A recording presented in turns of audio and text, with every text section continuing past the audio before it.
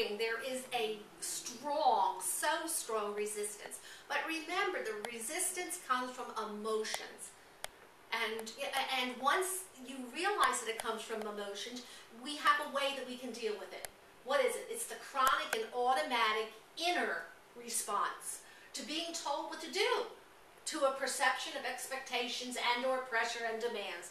That's what good old Webster says about it. But you know yourself, if somebody says you have to do something, you put your feet in the sand a lot of times, you just don't want to do it.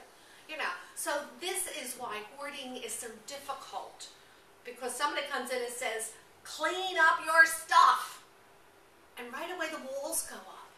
So let's talk a little bit more about that. Where does it come from? Where does this resistance come from?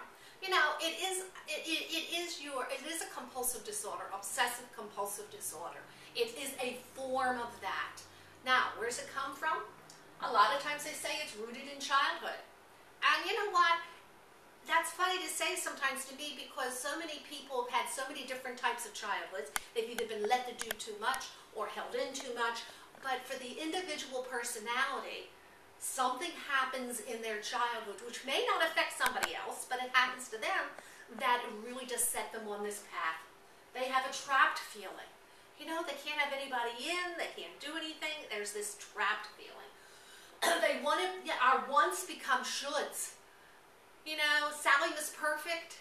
Maybe when they're outside of their house, they're holding down a job, they're the perfect employee.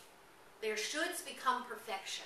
They have to be perfect outside, and they expend so much energy trying to be perfect outside that when they come home, they just don't have the stamina to do anything else.